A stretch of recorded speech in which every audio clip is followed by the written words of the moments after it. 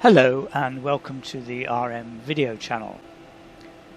Today we are going to conduct a test on the Carenado Cessna Citation S550 on X-Plane 11, as I have found that the ILS, Instrument Landing System, on this version does not always lock on. I think I have found the solution, and so this test flight will be just to check that the solution I have found is the correct one. So first of all, we will make the yoke disappear. The next thing to do is to set the navigation frequency for the Bristol ILS, as we will be departing from Bristol and returning to Bristol on an ILS circuit. The frequency for the ILS at Bristol is 110.15, so we change the reserve frequency on nav1 or VR1 to 110.15 and then make that active. We then also put it on the number 2, although that is not strictly necessary, as the Carenado citation only uses the VR1 or nav1 for the ILS. It does not have an auto land capability, which would need both to be set. So we'll now make that one active as well. We will put on flaps 1 for takeoff. We'll then use some of the pop-ups just so we can keep an eye on these as we go.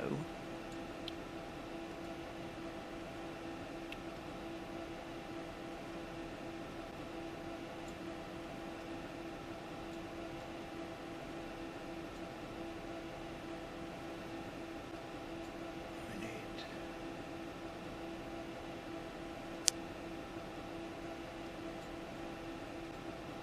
that one as well.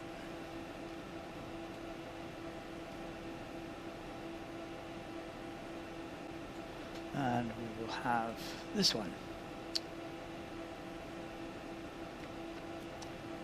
So we're going to set our height, flight level, altitude 3,000 feet, flight director on.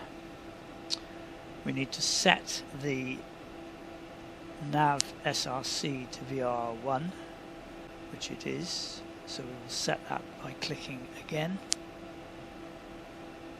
Then the bearing should be VR1, which it now is, and there it is. So we have down here Bristol DME 0 miles, which is fine. So after takeoff, in a moment we'll set the FMC, but after takeoff we'll set the nav, which is the LNAV. Forget about the heading. That's the approach, which we'll switch on for ILS when we need it. And then this nav HSI, to follow the FMC flight plan, we will click that to GPS.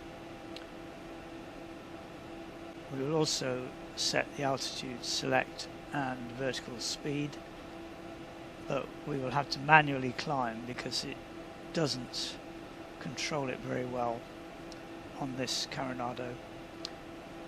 You have to be within a few hundred feet of it for it to decide to operate. And when we descend, we choose the altitude select and the IAS for whatever reduced height we put on here. So the next thing to do is the FMC. Move that out of the way. Flight plan is ILS circuits at Bristol. The VNAV on Carenado does not work. There's nothing in the paperwork to tell you this, and I had to find this out from an email to Carenado. So the VNAV here does not work, and the VNAV there does not work. It appears to, well, the switches all work, it's just that nothing happens. So all your vertical navigation has to be done on here, the settings and altitude select, or holding the altitude with that button. So we can forget about VNAV. So we'll now go to depart, and we're going on runway 27 to Exmoor, although we won't go all the way. We then go to arrive, and we're going to arrive on Baxham 1 Alpha for runway ILS 27. Execute and go have a look at legs, because there will be discontinuity. So we've done that. Then runway 27 is at a altitude height of 651 feet above sea level. So at 6 miles we need to be half of 3,000 feet plus 600, so call it 2,000.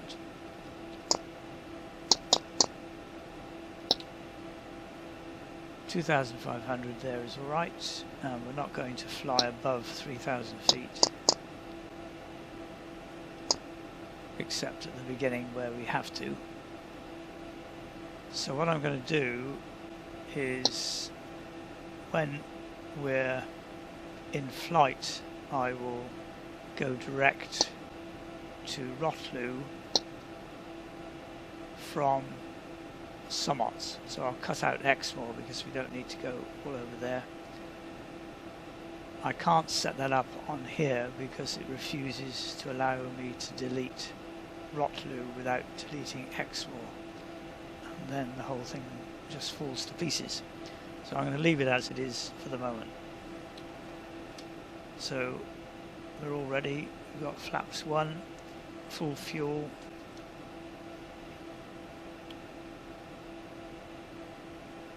So we'll put this back down here. Throttle.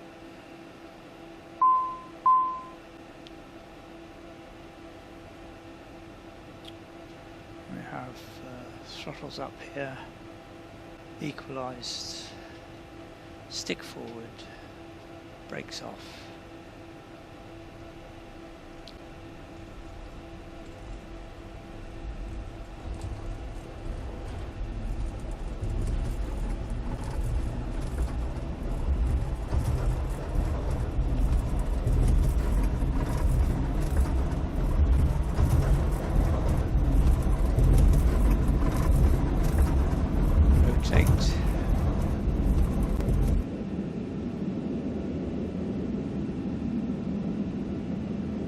Gear up, AP on, nav on, alt select on. Don't think. Don't.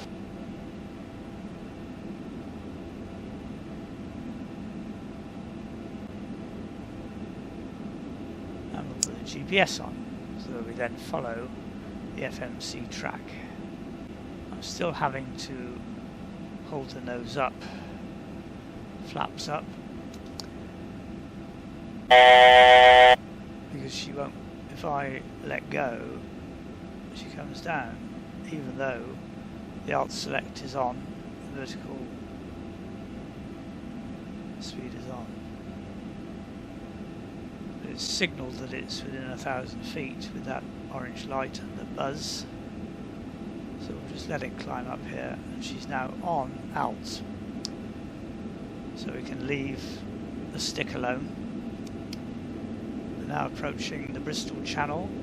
We have Western-super-Mare down here, Brian Down, Flatholme, Steepholme, Burnham-on-Sea down there, and the River Parrot, which is all very muddy. This whole coast, although it does have sand, is very, very muddy. And Cardiff is over here.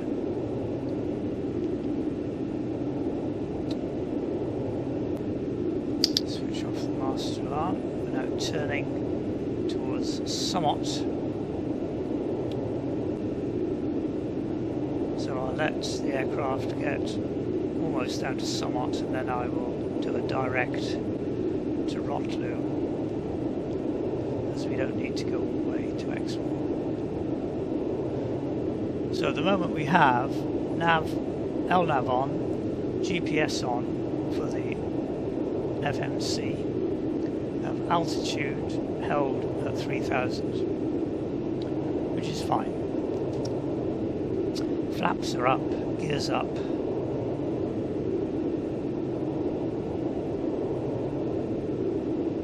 So we're good to go.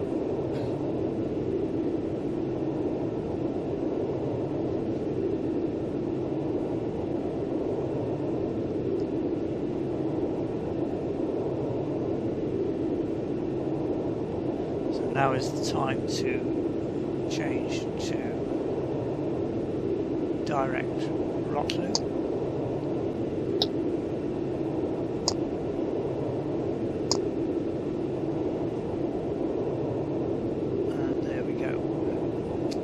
Turning to the left to port. That's the River Parrot going up towards Bridgewater. There's Burnham-on-Sea down there. And these are all the Somerset levels, which have always been liable to flood. There are various big drains that look like rivers, but even so, in heavy rains, this whole area will flood. If you're travelling down from Bristol to Taunton, for example, on the train, after a storm, you will see all the fields on both sides covered with water. We're now coming up to the Chew Valley and the lakes, and Bristol Airport is off here, so we're coming down on the downwind leg.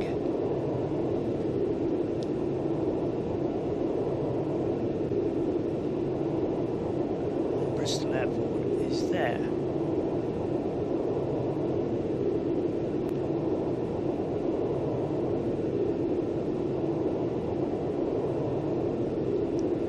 So the thing about the Carenado is that there is no instruction manual. The details are very 2500 sparse, and the only extra details I've been able to pick up 2500 were on a paper prepared by Flight Gear Wiki for the FSX version, which gives some further indication. 2500 2500 2500 This is giving us the warnings. This hill 2500 is at about 2,000 feet altitude.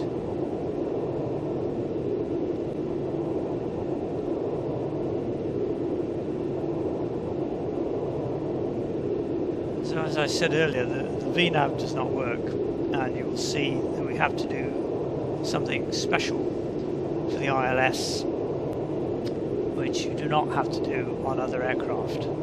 I normally fly the 737 Zebo on X-Plane 11, and on that aircraft just about everything works, and works as it should.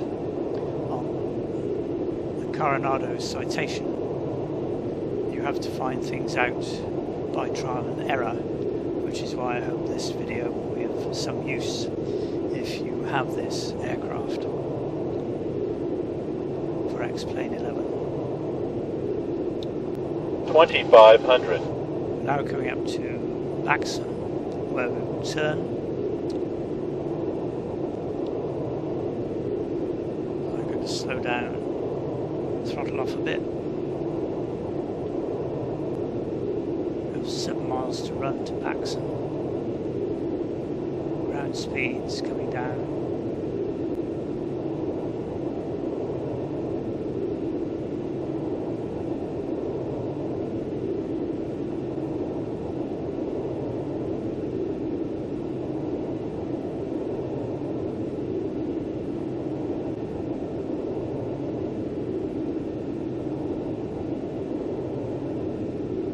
$2,500.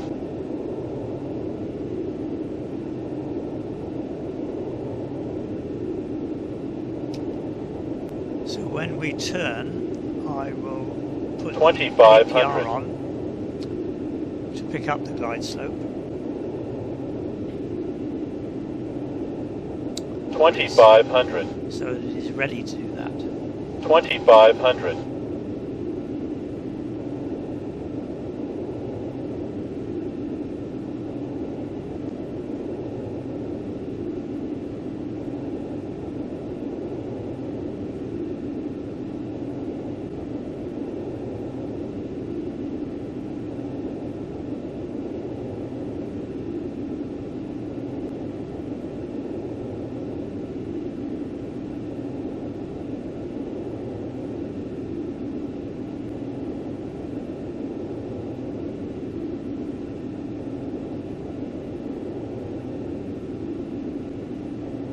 $2,500.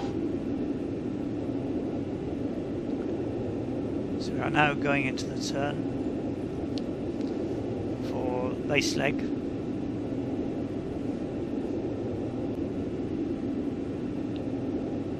$2,500. $2,500. So I now switch on APR, and you can see that preparatory glide slope indicator is white. I'll now also gear down flaps 1.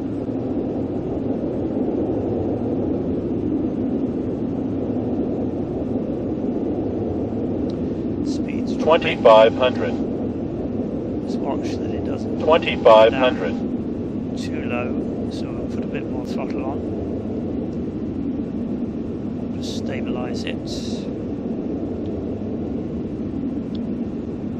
Now we're just coming up to the waypoint to turn onto the glide path.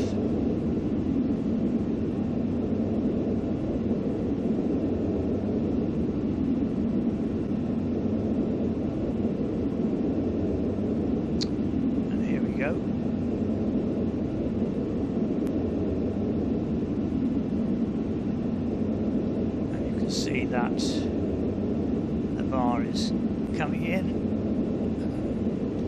to put us on the approach line. So we're now on long finals. Oh, the other thing about this system on here is that this range is not correct. It does not work. So I disregard it.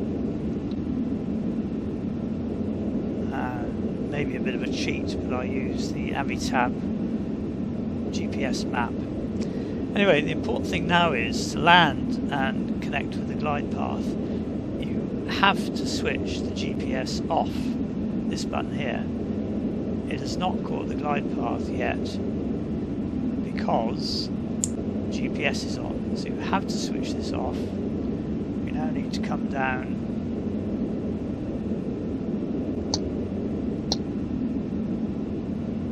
maybe a bit up. 2,500. As soon as I switch the GPS off, this green arrow came on. These two green buttons show that we're on the glide path. Laterally, this one is showing the glide path vertically. But it is really, really important that you switch that GPS off. If you do not, then it will not catch the glide path.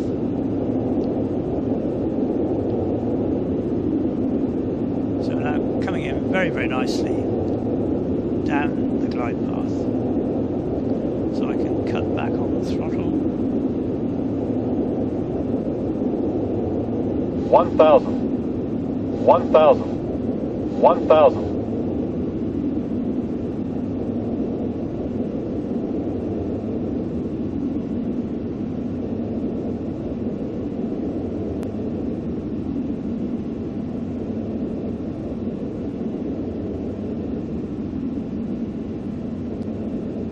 Still a bit fast. The other thing here is that supposedly at 500 feet the autopilot is supposed to disconnect on 500, Carenado, but it doesn't. So I'll switch that out at about 200 400, feet. Speed's dropping to about 136. 300, Full flaps. 200, Autopilot. Autopilot. 100, 50, 40, 30, 20, 10.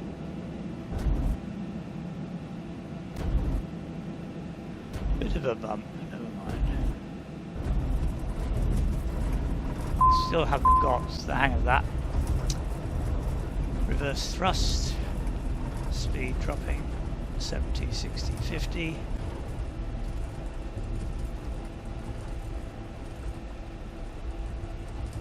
Reverse thrust off, brakes very gently because she'll swing all over the place, which is another peculiarity.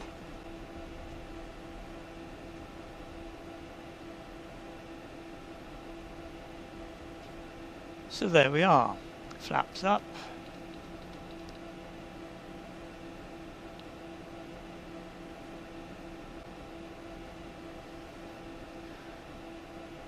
So thank you for watching this RMVideoChannel test on the Citation, and I hope that it has helped to establish how to use the ILS for landing on the Carenado Citation S550 on X-Plane 11. If you wish to comment, please do so, and also I hope you will subscribe. So I'll bring us to a stop here. Brake on. So I hope to see you again on the RM Video channel. Bye bye.